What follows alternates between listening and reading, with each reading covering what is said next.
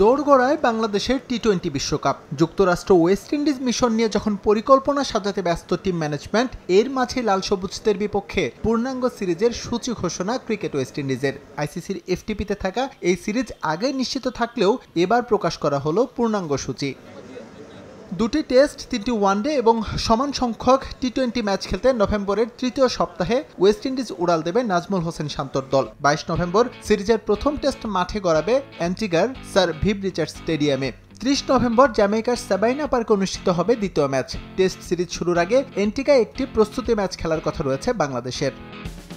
3 ম্যাচের one day series শুরু হবে 8 ডিসেম্বর। পরের দুটি ম্যাচ যথাক্রমে অনুষ্ঠিত হবে 10 ও 12 ডিসেম্বর।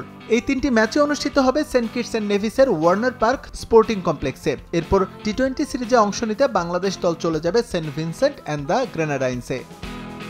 ক্যারিবিয়ানদের বিপক্ষে বাংলাদেশের সংক্ষিপ্ত সংস্করণের মিশন শুরু হবে 15 ডিসেম্বর। 3 ম্যাচের এই টি-20 সিরিজ অনুষ্ঠিত হবে কিংস্টাউনের অ্যারন্স ভ্যালিতে। 17 ডিসেম্বর দ্বিতীয় টি-20-র পর 19 ডিসেম্বরের ম্যাচ দিয়ে সিরিজ শেষ করবে হাথুরু বাহিনী। জুনের টি-20 বিশ্বকাপের পর চরম ব্যস্ত সময়ের মধ্য দিয়ে যাবে বাংলাদেশ। আছে ভারত পাকিস্তানের বিপক্ষে অ্যাওয়ে সিরিজ, দক্ষিণ আফ্রিকার বিপক্ষে নিজেদের মাঠেও আছে খেলা। এরপর মাসখানেকের সফরে ক্যারিবিয়ান দ্বীপপুঞ্জে গিয়ে বছর শেষ করবে নাজমুল শান্তর দল। এস এম ইকবাল, সময় সংবাদ।